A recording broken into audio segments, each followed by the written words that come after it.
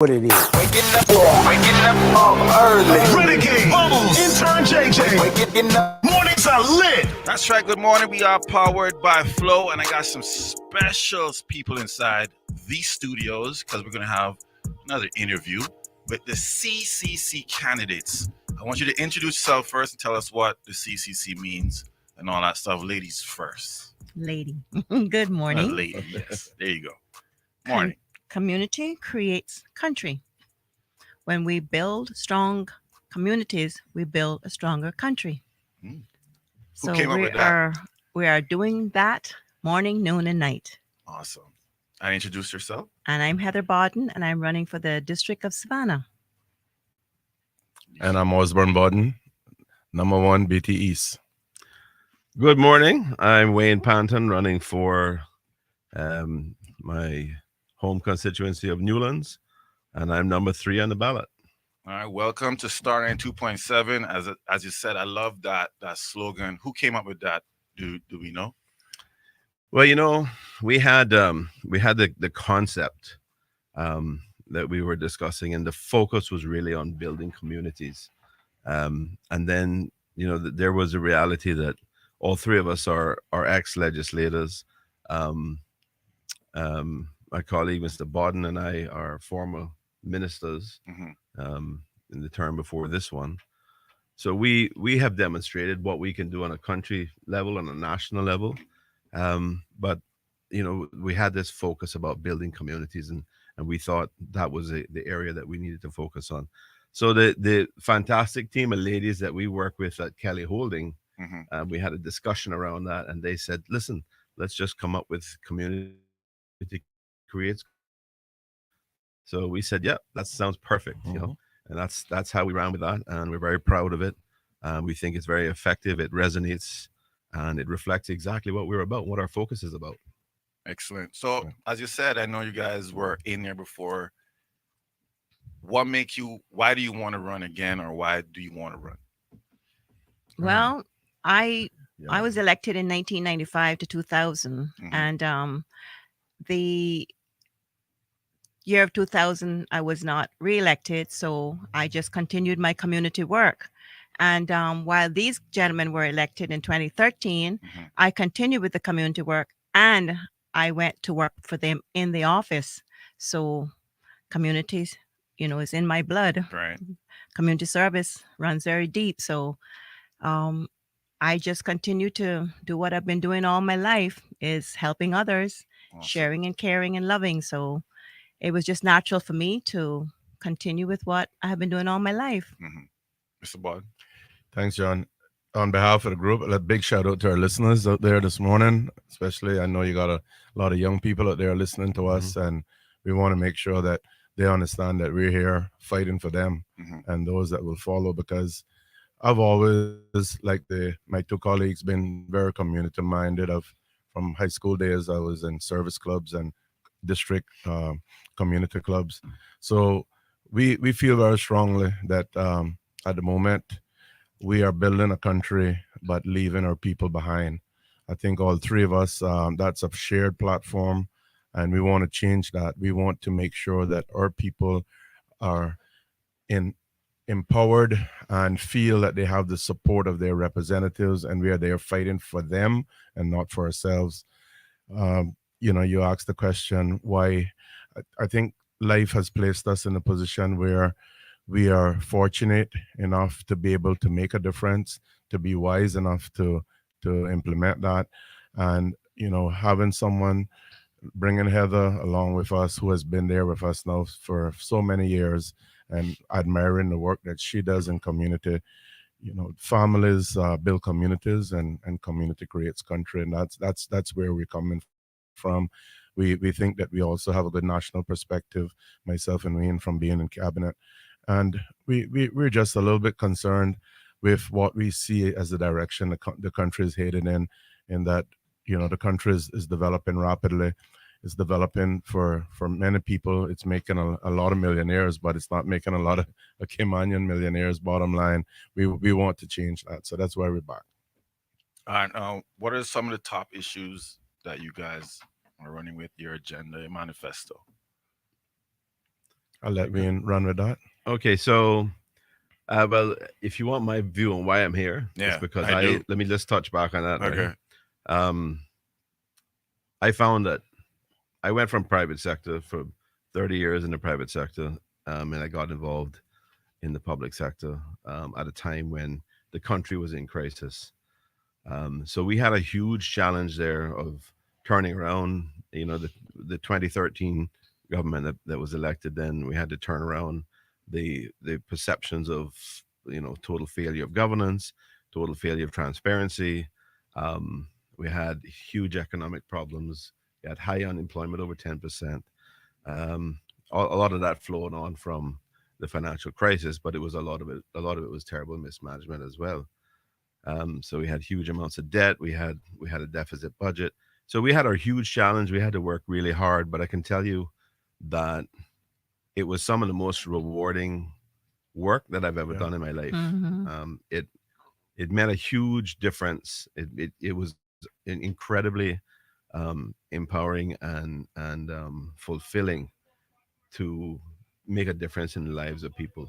Mhm. To get to know a lot of the constituents. Because remember, at that time, there wasn't single member constituencies, Right. it was multi member.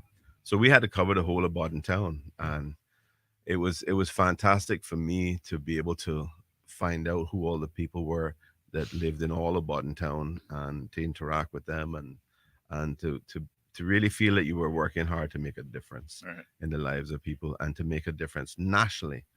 And I think we did that successfully. I think we were a big part of the success of government at that time. But we really, you know, we having gone from having 550 plus million in debt to having hundreds of millions in reserve, Mhm. and dealing with all of the issues and getting the country stabilized financially.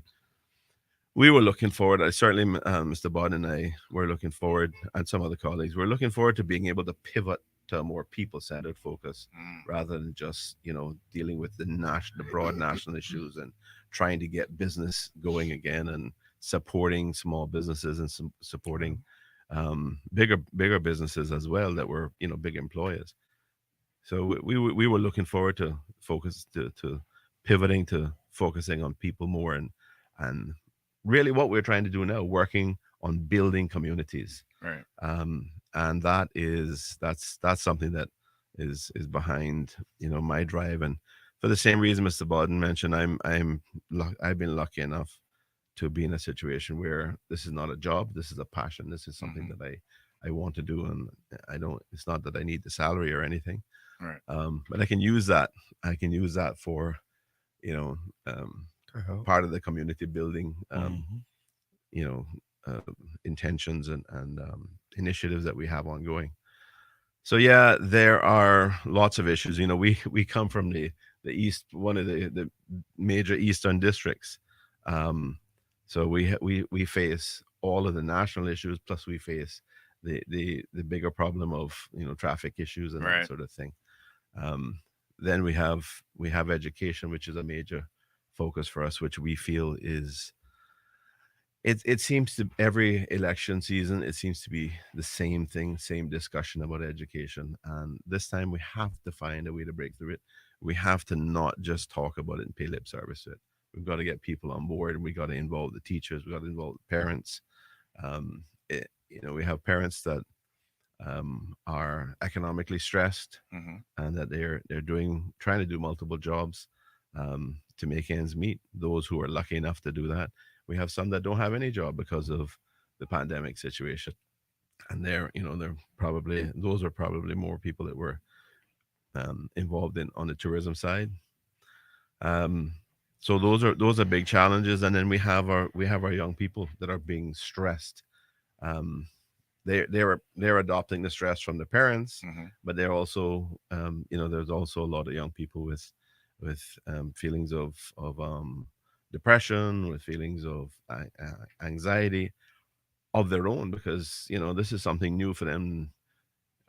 When I was a young man and growing up, and over my years, I was always aware of pandemics or epidemics, and the possibility of something like this. Right. I just never thought I would see it in my lifetime or our lifetimes. but it has happened, and we have to face the possibility it can happen again, and the country has to be prepared for it. It has to be resilient. Um, and I think the closest thing we came to it was Ebola, when I when was yeah, health we minister. were in government together. We had this Ebola, Scare. the Ebola scare, where it went from some of the Central African Mhm. countries, and it got into the U.S. Right. If you remember that. Mhm. And there was a huge concern about whether or not that could turn into a pandemic, Yeah. and we started making Serious preparations for that, and preparations. Yeah. we actually bought field hospital equipment and stuff to Mhm. try to prepare and contain that if it Mhm. happened. Um, So but was that the field hospital stuff that we used to set up that the current government? That I can't swear to, but we did invest at the time in equipment and resources. And yeah, we also had the Zika. I had two scares in 2 years as health minister, and Zika wasn't as bad as Ebola, but it all took management, and we had to make sure that we were on top of it. And that's one of the things that the incumbents, the current government likes to say is that we don't elect these guys because they'll just open up the borders and they'll be reckless with this. Nobody's gonna do that. Mhm. With that, we are Caymanians. We love our country. We love our people. Whoever was sitting in the chair that the premier and the others sat in during this crisis would have done exactly. I can promise you, other the candidates running would have done exactly the same thing with the right technical support and advice behind them, following the science, which is what we did, right, as a country. And I'm proud that we did that. But I don't think that they should be scaring people that, oh, don't elect these guys because they're going to open up the borders and flood the place and all that. It's utter nonsense because we love this country and we love our people. Which leads to a question. I don't know if Miss Heather was, but I know the two of you were aligned with PPM Mm-hmm. before. Mm-hmm. We all three were. All You three. three were. So Mm-hmm. yeah. so what happened? Why is it not what happened? Why is it different now? Well, I'll start from for me. It was quite evident when I let me back up. When I was in the PPM, and I was a pretty instrumental part of Hmm. rebuilding the PPM in 2012, 2013, and we were successful in ending up with a PPM led government at that time. Um, I put a lot of energy, a lot of effort, a lot of sweat into that. Finances too. I was well, yeah, I, Mm-hmm. I provided some of the finances. Let's It's a not forget matter of public that. record, I guess. Mm-hmm. But I didn't do it because I wanted. Resources. Yeah. I didn't do it for me. I didn't do it for my agenda. I didn't do it for ego. I didn't even ask for anything. Hmm. The one thing I said to my colleagues is, we need to do this to restore good governance in the country, to restore hope, to restore a sense of decency, a sense of accomplishment and possibilities for all people in the country, because Hmm. things were going downhill. So I was very proud of that, but things started to slip. I mean, we had the port fiasco that was going on, in Hmm. which I was a minister for the environment, and I was encouraging an objective approach to that. A proper objective approach where we looked at the real potential economic benefits, and we compared that to the environmental costs and other socioeconomic costs. And I felt that they were kind of drifting in the wrong direction with that, and it was more a sense of, look, we're desperate to get this done, Hmm. and we're desperate to justify it in any way, um, rather than looking at the real evidence and looking at what was being presented to us, as the facts and the likely outcomes. Um, well, I wasn't reelected in 2017. And then there seemed to be an initiative to go after what was originally a signature piece of legislation and a signature approach to protecting and preserving our environment. Hmm. There was an attempt by the premier to have a national conservation law review committee set up, and whatnot, and he made a lot of statements about aspects of it being ridiculous. And there was an opinion that had been written by a local lawyer, financed by one of the big developers in Cayman, to try to attack that. And it was on that basis that they were going ahead with this review committee. Well, of course, he put me on the review committee because I don't think he really had a choice with that. We had exactly 3 meetings before the whole thing fell apart, before it became clear that the concept and the basis and the rationale under which they were proceeding to attack the NCL was wrong. I think they lost their confidence in their ability to go ahead with that and justify that. So, but all those types of things weighed on me because this was a signature thing. I mean, I was associated with it. I did public consultation across the whole country to understand the views of young people, to understand the views of the older folks, and to try to strike a balance. And I promoted 33 amendments to the National Conservation Bill that had been taken forward at that time to try to address everything that I had learned in the public consultation to try to get the balance right. So it was a real good faith effort. And then I saw and understood subsequently that I had colleagues that were working against me at the same time. I had, I think there was one of the political candidates has recently disclosed that one of the ministers at the time had instructed him to come and basically, argue against the law. Wow. I mean, that's bad faith, right? Right. That's bad faith. Right. Let's call it what it is. And I'm doing this not for me.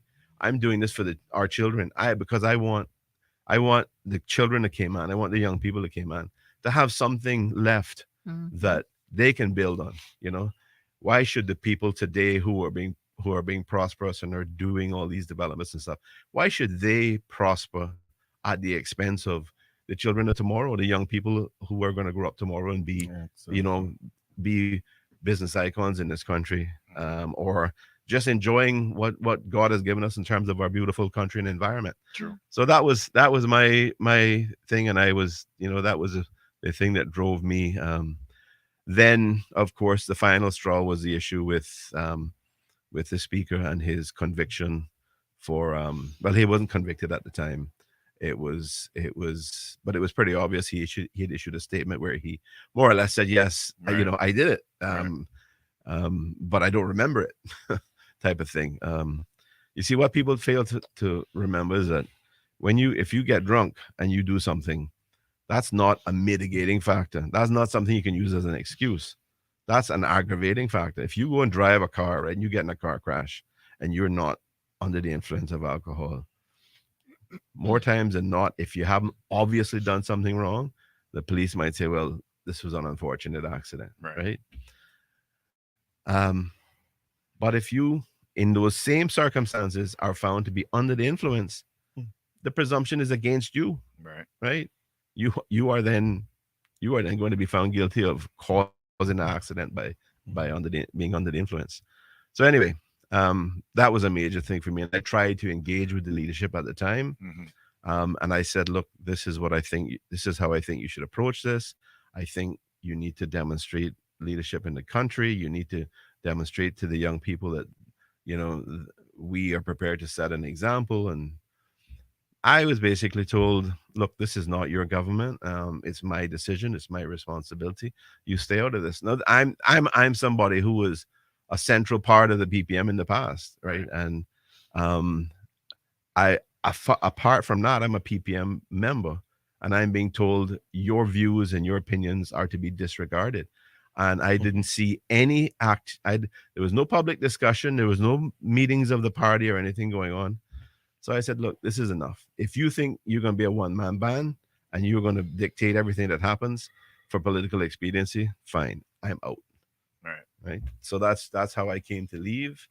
Don't get me wrong, from an ideological perspective and the constitution of the PPM and stuff, there's a lot of positive stuff there, right? For love of country, we all have love of country, right?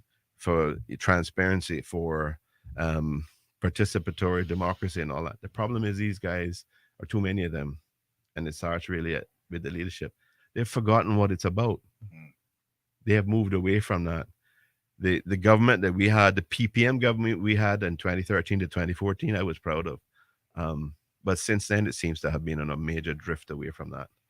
And we are offering ourselves not as not as we're not out there saying that everybody has to go. We're saying we are prepared to represent our constituencies and make a real difference in our constituencies, and we're prepared to work with anybody who shares common principles and values with us. Right. And that's our position. We've had lots of conversations, but inevitably, what tends to happen is the people who are incumbents, the government who is in power, looks at you and says, "Well, you're now the enemy. We're not really the enemy, but you're now the enemy." So they go on blast towards us, and I'm somebody that I believe in demonstrating leadership. I believe in demonstrating that you are a statesman in the country and that you are representing all the people and you're reflecting the right principles and values. And I'm sorry when people are prepared to throw away, you know, in Mr. Bodden's case, probably 50 years of friendship. In my case, 30 years just for political expediency, just to hold on to power. No, I have a problem with that, and Right. I don't think it's what the country needs to see as a demonstration of what leadership is really about. Would you guys like to answer, or you want to move on to Well, another question? well, I'd like to just echo everything that Wayne has Mhm. said because I witnessed a lot of what he said. And I saw the way they threw him under the bus with the NCL. And you would swear that the premier was not at the table and wasn't a part of cabinet when the way he acted towards that. But I go a little further back with the party than Wayne did, because I was one of the one of the five founding members, but I came right behind those. So I was in the first tranche, as it were, who got involved with PPM back in the day, 20 years ago. Okay, so it was near and dear to me. I know what it was built, the way it was supposed to be a governing body, a grassroots body that really had great people, a lot of great members out there in the community. We worked hard at that and surrounding ourselves with people like these guys. And, to see that be thrown away basically for political expediency, because my first, when I came out of office in 17, even before that, I noticed that there was a reluctance to have meetings, to have national, the way the party should function is you should have what you call your national council meetings, and that's a regular involvement of the masses, right? And of course you have your annual conventions, you have your regular executive meeting, which should be a monthly thing. All that was in constituency meetings. Well, there were none of those. So it was is as if we were getting away from what the way that the party is supposed to direct the leadership, because it shouldn't be a top down, it should be a bottom up type Right. of, and it should be a communication back and forth. That's the way it was all. It was structured to really work well, John. But when you get party politics where it becomes a cult of personality, and this is what happened with both PPM and UDP. You see what happens? The party dies. And when I saw what was happening to the party that I had been a big part of building, I got very disillusioned, and I basically pulled away at that point. But again, the same straw that broke the camel's back with Wayne was broke it with me, was when the incident happened with the speaker and nobody stood up. Not even the ladies in the group stood up. They couldn't, because they were told not to, I guess. That's the only conclusion we can Yeah. come to, because those women, those ladies are good friends of ours, and we know them, and we know they don't condone that, but they were kept mum, and that's wrong, because you're setting a very bad example to the young people of this country.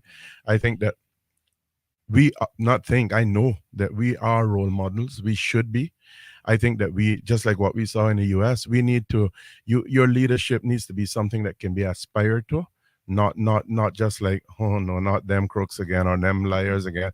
No, no, no. I don't want to be a part. My legacy is someone who goes there as a statesman and works for my country and develops and leaves something behind for those that are coming. So as a result, him and I, Wayne and I, basically left around the same time, I think within days of each other, handed in resignations. And we were really we find ourselves here now, but this really came about just from casual conversations and meeting up as friends and breakfasts and stuff like that. And here we are, trying to make a difference again and offering ourselves, because neither one of us needs the stress. Neither one of us need to run for the money. We have happy, good families behind us, happy lives, and we are asking the community, or various, each constituency here, to take a careful look at our opponents or the incumbents or whatever, and decide who you feel is going to best represent your interests. We're willing, able, and committed to the job.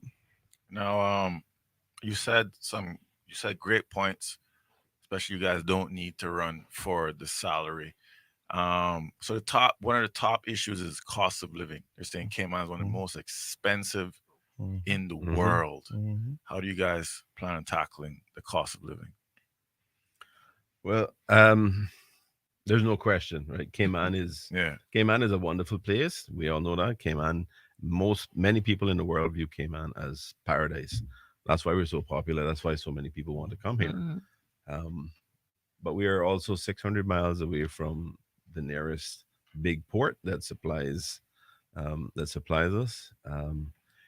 We don't have two-way traffic. We have ships that come in full of stuff and then go back empty. So we're paying for both ways, right? That's an unfortunate reality.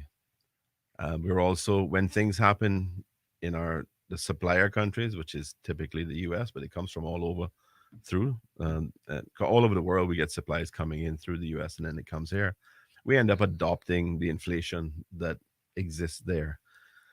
So, Cayman has limited ability to produce, limited ability to grow on the kinds of scale where you get economies of scale and you can reduce costs and stuff. But there are things that we can do. I mean, when we were in government, we were part of the decision, for example, to roll back fuel duty, which had been put back to 75 cents. We put it down to 25 cents. We rolled back the fuel duty on cars as well. There is not one single thing that we can do to address cost of living rate, but there are a number of different strategies. Some of them small, but they add up to things that are meaningful. Right. One of the biggest problems right now is young people in particular feel that the country is racing ahead, and there's all this development going on. Property values are going up, and they're not able to participate. They feel like the Cayman dream is racing away from them faster than, even if they're getting a great education, faster than they can get educated and be able to, catch up to it. Right. So, there are a number of things that we need to do, a number of strategies that we propose in relation to trying to address the issues of difficulties for young people and low income folks being able to get homes or secure properties. We're one of the few places in the Caribbean where you have unrestricted property ownership.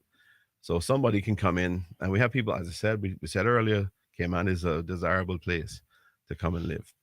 So we have loads of people from all over the world coming in with lots of liquidity, and they'll buy whatever they can find, and they can hold it for whatever length of time they want to.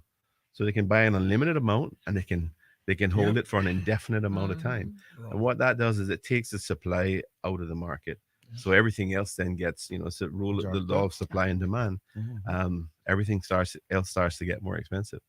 So one of the things is, for example, if we allow somebody to come in and buy, let's say come and buy a canal lot.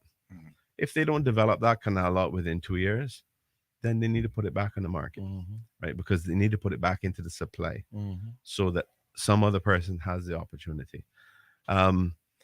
Cut down on buying for speculation. Right. So switching to things like low income families that we all recognize now. Remember, we've just gone through 2020, which highlighted a number of things, right? And that is, the folks that we typically think of as constituting the lower income families. Those are the ones that we've actually decided are essential, right? And they're essential workers, the people who come and pick up the the garbage every day, make sure that we have clean environments, and Mhm. those are all essential people. That the nurses, um, those people ought to be able to participate in the same way, and we should have programs and initiatives which help them to be forget about the fact that they're not earning $50,000 a year each. Mhm. Um, they're good people. They're performing valuable services. We ought to be able to support them in being able to get into homes and stuff that they can afford. Most of them can Absolutely. afford to pay the mortgage payments because those who don't own their own home now, they're out renting, right? Mhm. They're paying somebody else's mortgage. The difficulty they have is that it's difficult when they have a Deposit. family with kids. It's difficult for them to save money and to save enough money that's required. So the government had this program called the Government Guaranteed Home Mortgage Assistance Program back in 20. But it was in the early 2000s. It was or mid 2000s. It was put in place. Um, and then the government of 2009 to 12 canceled it, I think, in 2012. um, we were told, and I mean Mr. Bodden and I were told when we were ministers, that this program was being brought back into effect, restarted. um, it wasn't something that was within our lane, but we took it as in good faith that this was happening. I was shocked to find out earlier this year Mhm. that program had never been restarted. Not in the year and a half that we had left when we were in government after we were told it was coming back, and not in the 4 years since. I don't understand why. That program was designed where government would actually guarantee basically the first 35% loss, 35% loss on a mortgage. That's the same as somebody saying, okay, I've saved up Right. 30%. Here's my The equity down payment. contribution, my Yeah, Right. yeah. down payment on a mortgage, Which is what blocks right? home And ownership. that's the thing that's the thing most of our people don't have. The They down don't have the payment. same Right. savings for the down payment. Yeah. Right. So we have loads of and we fought hard. We fought hard, and I can tell you, I don't want to get into some of the details, but Mm. there were some really innovative things that I was involved with, Minister Archer was involved with at the time, that we contributed significantly to government's current reserves. Um, and the reserves, have put us in a really good position to be able to weather this pandemic.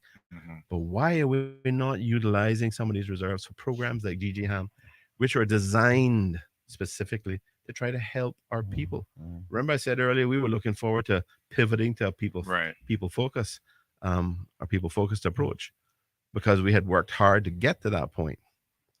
But I don't understand why we haven't had it. Yeah. Instead, we've had what continues to be and appears to be a focus on the corporate side of the world, rather than trying to find ways of making sure that it's balanced. That yes, we support the businesses that are employing people. Yes, we make sure that they are in an environment where it's competitive and fair and they can prosper.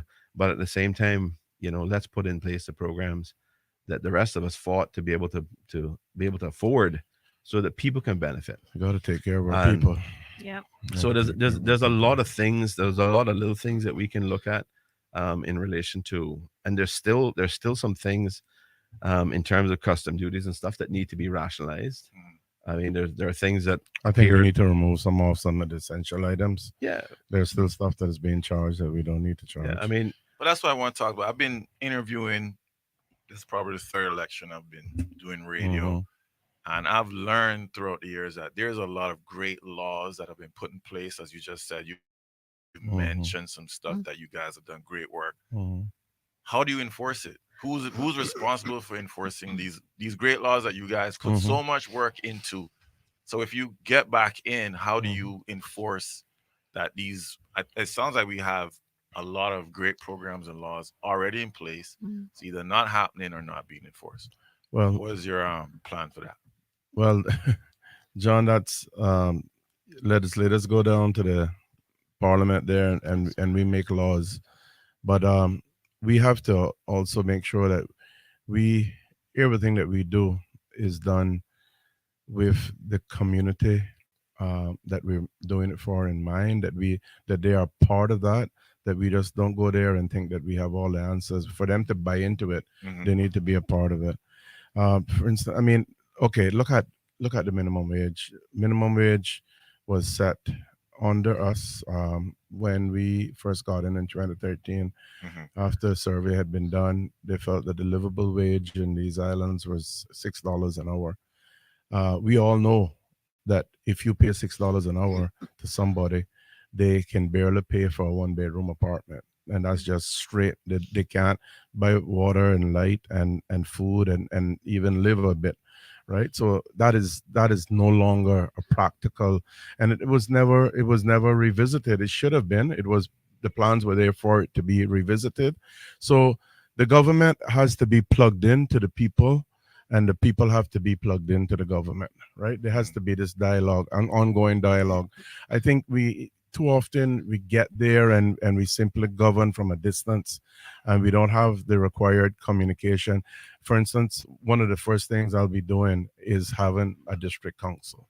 Every one of us have committed to that. When you have a district council, government has to be from the bottom up, because you then are plugged in. You understand the issues of people. You understand. You think you know it all, but when you talk to your communities, you really understand what's going on, and you know what is important to them, what's relevant to them. Sometimes you think that you, like I said, that you believe, oh yeah, this is the most important thing to these people. You think that. You go talk to them and you'll hear a different story. And we can all attest to that, especially now that we're canvassing our entire districts. We know full well the issues out there. And therefore, our programs and our plans and our laws have to come from that. And when we do that, you'll find that you have laws that are most suited. Yes, there are a lot of great programs. There's some sitting on shelves. There's so many reports sitting on shelves. But we need to make sure that we are tuned into our people's needs and do right by them. I mean, cost of living is, yes, a hot potato. There's many issues, as Wayne said. There's no one answer to bringing the cost of living down. But something as simple as, for instance, looking more at regional supplies in terms of food. Look what happens now with food. Food, fish, meat, whatever, starts in the Caribbean or starts off in South America, goes north, gets all these different markups on it, comes back south to us to buy it. Right. That's reality. If we can find a way of looking regionally. For instance, when we were in government, I remember the Honduran president and his contingent came through and met with us in caucus, right? And the whole idea behind that, the initiative behind that, was for us to see if we could source stuff, ground food as well as fish and meat and everything else, directly from Honduras. I don't see why we can't. And you just got to have the political will. You got to have the drive, because you got to know that that's going to drive down the cost of living in this country when you do something like that. That's just one example. There are many out there. And I think that if we put our heads together, we have a lot of smart people running as independents this time around. A lot of smart people who run businesses successfully, and people who are committed to the task. I believe that if we sit down, there's some experience like us, which you have to have that blend of experience. You can't change an entire parliament and hope that it's going to work. It just, you have to have some experience there. And you put us at a table. We have a think tank around us, because I think the country needs a think tank, not just the government, but I think the country needs a think tank. Come up with some innovative ideas. I keep saying at my meetings, the perfect description of insanity is doing the same thing all the time and expecting a different result. It's not going to happen, John. We got to think outside the box. We got to listen to our young people. Our young people are brilliant. They're coming back with university degrees. They're coming back with all sorts of various qualifications. And I am sick and tired of hearing our young people saying, we can't make it in Cayman no more, we're thinking of moving. That bothers me tremendously. And that's one of the main reasons I'm back here fighting. And I'm going to fight and claw myself somehow at the table to make sure that we get what we need, and bringing down the cost of living, home ownership, bringing in more higher purchase, lease purchase, look at who's owning property, look at bringing down property values for our people, ensuring that people are not just coming here and, as it were, pillaging us, Although they're being paid for what they do. But why should we, for instance, have a bunch of real estate agents who are foreigners? With all due respect, with all due respect, who can sell our Cayman property better than a Caymanian? Who can make that commission and have a decent lifestyle? These people come here, their signs are all over when they first get into the market. Every now and again, you hear a new announcement, welcome aboard so-and-so, brand new work permit, pictures all over. When you look, they're selling $1 million condos and they're making $1 million commissions. And before you know it, they got PR, they ain't going nowhere. They're now one of us. We have to empower our own people, for God's sake. Caymanians first for a change. Let's do it. We can do it. Well said. I totally agree. Yeah, I you totally guys, agree. your turn. Yeah, well, You they're said a lot. talking about the youth, and my heart and soul is with our elderly, and I'm out there every day, and I see the conditions that some of them are living in right now. Many of them are suffering because of their pensions are running out, and I for one believe that our seniors at this day and age need to live in comfort. And I'm appealing to anybody out there who has parents that are still alive and still able to, be taken care of. Make sure that their lives are comfortable. Make sure that they get the proper food that they need to get. Because right now, when I go into some of those homes, I don't see that at all. And it bothers me to hear a senior citizen say that, you know, they're literally broke.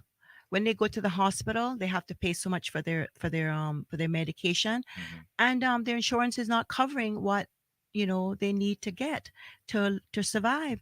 So this really bothers me when I hear seniors complain to that extent. And this is seniors that are 80, 90 years old. We're having seniors that are living up to 100 now. Yep. And how are we going to take care of them?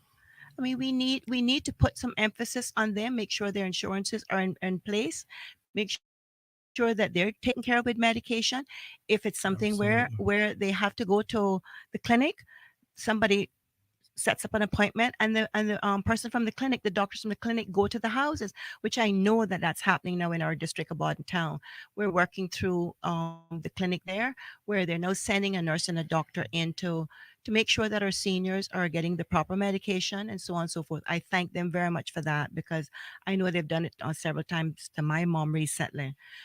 We've been working with them to make sure that they get their COVID shots, and I'm making an appeal over the radio that those seniors that have not received their shots yet, just contact the Bodden Town Clinic and they will come to their homes and do it. They don't have to come into their houses. But our seniors right now are at a stage where they took care of us. It's time for us to take care of them. Yeah. Amen. Well Thanks said. for remember those. Because I was the proponent of the older persons policy as minister, and it's very near and dear to us. Yeah. We were full headlong into what the future holds, but we have to look after those that took care of this place. And Exactly. we And I have to mean, let them retire with dignity, exactly. And in comfort. I and mean, comfort. make Yeah. their rooms, comfortable. Mhm. Let them live in cool rooms. Put Mhm. air conditionings in there. Put fans in there. I go to people home sometimes, and these people are sweating. We need to make sure they are comfortable. They need the comfort. They're lying there, and put a TV in their room. Give them something to do. Bring people over. Have people come and visit with them. Yeah. There's people that are in the churches that want to go visit, and open your homes to those people who want to come in and visit. That gives them, the interaction with those they haven't seen. For instance, we in Savannah, we in Newlands, we do a breakfast every month. And this is one way that we bring out our seniors to Simboko, and it's just amazing to see how they are they're so happy to see one another, and they sit there for a couple of hours and eat their breakfast, and then they interact with each other. Some of them haven't seen their friends and families in several months, so it's always a fulfillment and a joy when you see those people interacting with each other. But we've got to find more programs for our seniors that are Yes. able to get out. We have to make sure that they are being taken care of properly. Quality of life issues, John. They're big. Yes. They're big for us. And Yes. one, Big for time. instance, look at what has happened to us. We no longer have a senior home in Eastern districts. The one that we had in East End shut down, so we Right. only have the Golden Age in West Bay and the Pines here. We have to definitely most definitely put a senior home back in the Eastern Districts, You have even if to. it's one to service the 3 Eastern District. Mhm. Our old people need to be cared for in a loving, proper manner. Mm-hmm. Um, Big proponent also of an adult daycare center, Right. and maybe more than one, where you are able to drop your loved one off just like you do your kids at Mm-hmm. preschool, and they are interacting with peers. They are also able to school, for instance, you can take school tours with your primary school kids. Let them talk to these older people.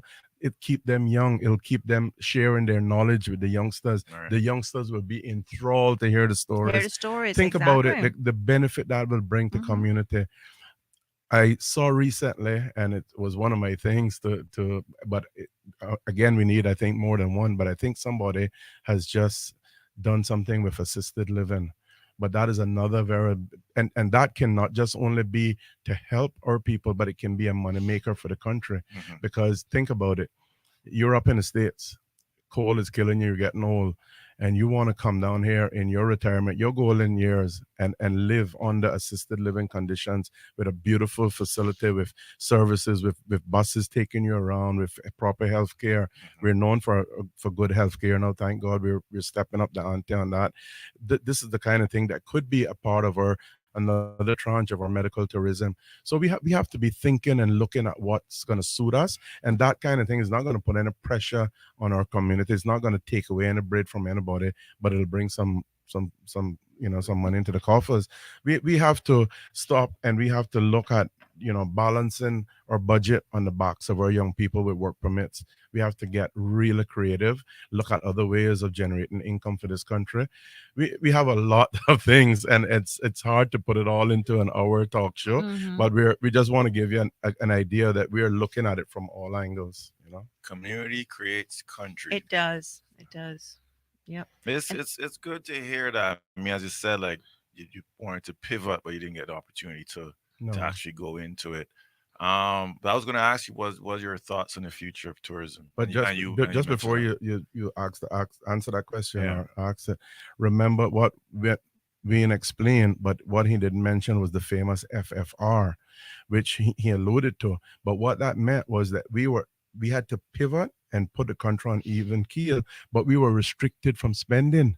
So in Right. that 4-year term, all of the things that all of us wanted to do, we simply could not do because we had serious financial restrictions. When we lost office, man, those guys had it made. They could, and we don't know what happened to the programs. They were simply looking to put a port on us. Thank God that didn't happen, because here comes the pandemic. So Mhm. God is good for that.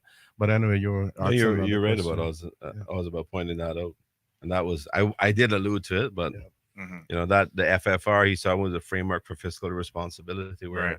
the UK had to approve our budget. Yeah. So we couldn't just spend whatever we wanted to. We had to effectively be under austerity measures at the time in order to satisfy the UK's requirement that we take the steps we needed to meet the ratios that were set out under the PMFL, um, which don't need to go into the name for that, Mhm. but Right. um, so we accomplished that by, I think, by the end of year 3. Yeah.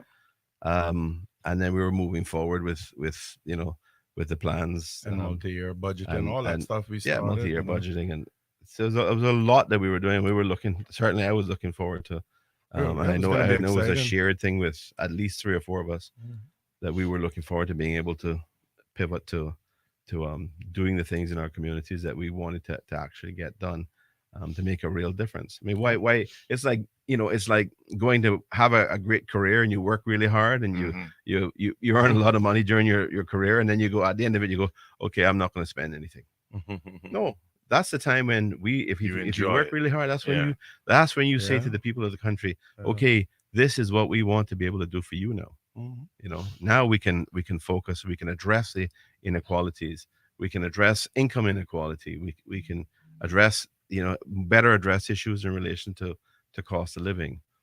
We can put in place programs that can help support young people, to support the lower income people being able to get their own housing. And as Heather said, we can support the elderly better. Yeah. I mean, Mm-hmm. our elderly should not, in a country that is regarded as a rich country, we should be able to support our elderly. We should be able to support our young people better. Um, they should not want for anything, and we should be able to still support the middle class. You know, they don't. The middle class are. They should be. We should have initiatives and policies in place that they're strong enough that you don't have to do that much for them other than Right. then give them opportunity and give them a Level fair playing and level field. playing field. Yeah. The elderly need to be looked after. The young people need to be looked after in education and opportunities. Um, yeah. So those are you touched on an important Tourism. point Yeah, I earlier, forgot tourism. talking about laws and initiatives and whether they're enforced and whether people get it done. One of the big problems that I saw with government um, was just execution, right? A commitment to execution. There's always somebody who is going to say, we can't do it like that, or we can't do it. And you say, why can't we do it? Well, we can't do it because we didn't do it that way before. But no, we don't have to do it that way before. We can the way we did it before. We can do it a different way. We can do it a better way. I mean, I remember things like simple things like I would draft resolutions to file with the LA, and then I get it back from the secretary, and somebody has changed it. Well, who changed this? Oh, somebody else over here changed it. But why did they change it? Because they that's how they did it 10 years ago. I think I'm telling you how to do it today, not 10 years ago. Right. You know what we did 10 years ago may have suited, it may not have been effective. We want to do it differently today. We need to make things better, make things more efficient, make it more productive. And a huge amount of the problem, I think, to me, is execution. As elected members, right? You know, if you're the government, you're the elected members, your job is to create policy, and your job is to make sure that policy is implemented. Big part of it is consultation, making sure you understand the various issues, you understand the suggestions from everybody about how to get something done in the right way. That's the policy that you come up with. Then the implementation is the harder part, because you then got to make sure that over a longer period of time, it is implemented properly, and you check along the path that you're predicting that you're going to go on, to make sure you're on that path, to make sure you're going to end up where you say or think you're going to end up. Too often that doesn't happen. It's just like, yeah, let's go ahead. Somebody else's responsibility to implement it. Now I'm going to go look for another photo op where I can say I'm sticking a shovel in the ground, or I am announcing a different policy. No, you can do all that if you want to, but you got to make sure that the policies and initiatives that you come up with today or tomorrow or yesterday are still being implemented properly and fit for purpose. And yeah, but you have to, sometimes you may have to evolve an approach because some new information has come up or circumstances have changed. So to me, that's always a big issue. Too many people are always looking for the next photo op rather than making sure that what they were committed to doing is actually being done and fulfilling the intentions and achieving the objectives. Yeah, the many interviews that I've done, that's what I've noticed was the common. Great policies, but no one executing them or enforcing it. We've come to our time, but you guys can tell them when's your next meeting, how they can reach out to you, all that good stuff. So yeah, I have a meet and greet this evening in Newlands Heights Park at 7:00. That is a park which is at the intersection of Elderberry and Hemlock. So I'm looking forward to spending some time there with some of those wonderful folks. It's a park that I found in complete disarray, particularly over the last year. And I started working on it and cleaning it up and fixing the place, fixing the fences, taking the trees out that had broken down. And we're going to get that park reinstated with great recreational equipment for our kids and fitness stations for our adults as well, so that they can both participate. And looking forward to getting that done. But this evening we're going to have a good time. We're going to have friendship. We're going to have fellowship. We're going to have a good chat. It's not going to be politically heavy in terms of any grand speeches or anything, but it's about talking to people spending a bit more time just talking to the families, and the families enjoying themselves, and we're going to have refreshments and food and all that sort of stuff. So looking forward to that. Yeah, yeah. Yeah, I'm gonna have a neighborhood we had our neighborhood meet and greet last night in the Spotswoodlands area. Nice turnout. A lot of kids came out and participated in painting their Easter eggs and their Easter baskets. So that was a nice family event. My next event's going to be the neighborhood, Savannah Newlands neighborhood. That's going to be North Sound Gardens on Tuesday, April the 6th, where we're going to have some jerk chicken and rice and all that sort of good stuff. And we invite the people from the North Sound Gardens to come out and spend some time with us.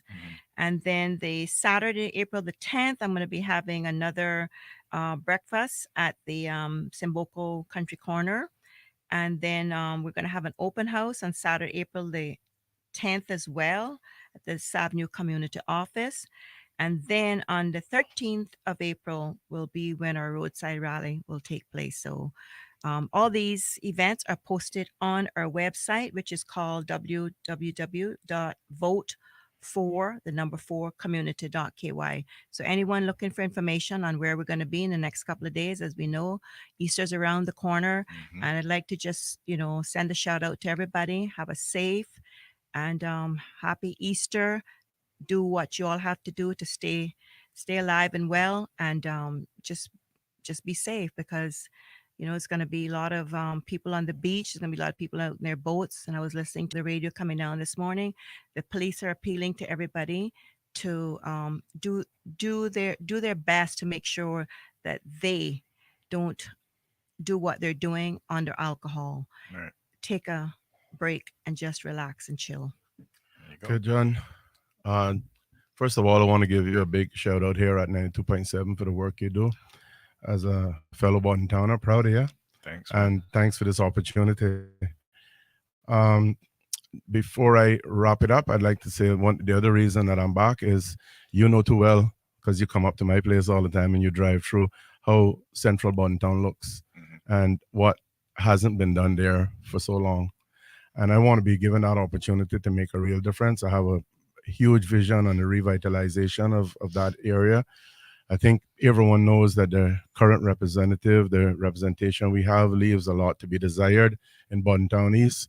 And I believe that I can put my heart and soul, along with the support of my people, my district council, into revitalizing and really restoring the pride in Bodden Town, where I grew up.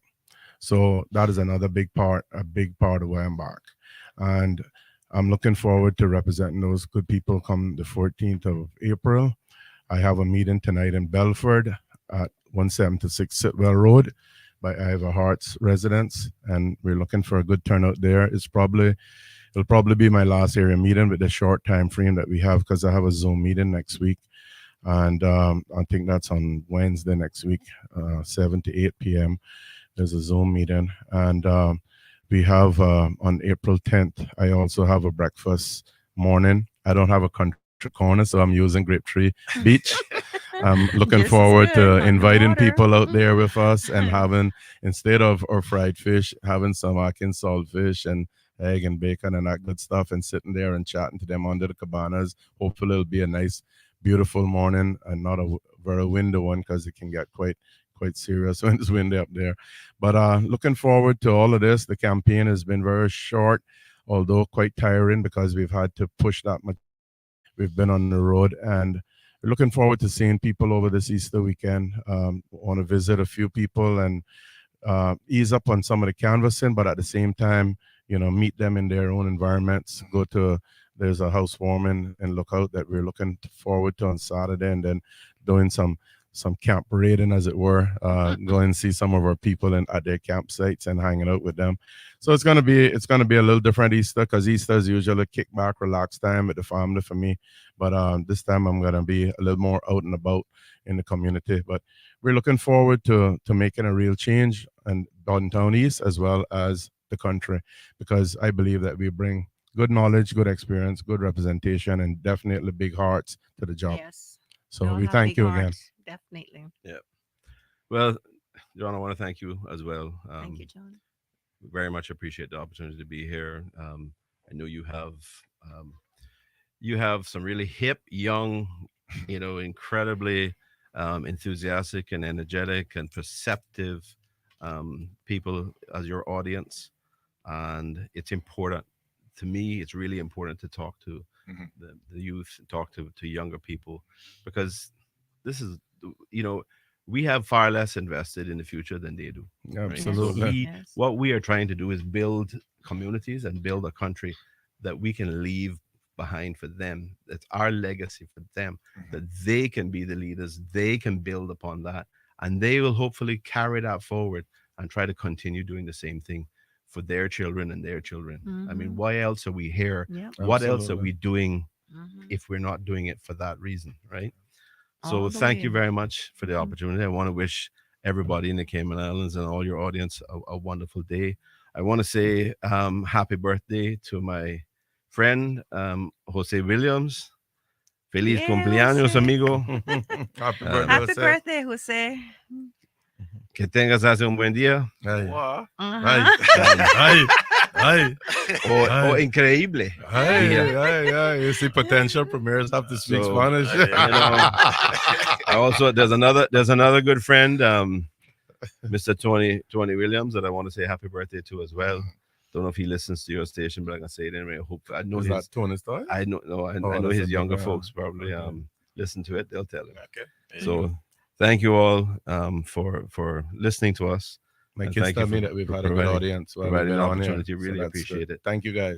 We're here for heart, for love, for community, and for country. And as Thank I you. say, I give my hands, my heart, and my all to my people. There And a you have happy it. Easter and a safe one to all out Good there. Just stay safe, and we love you all.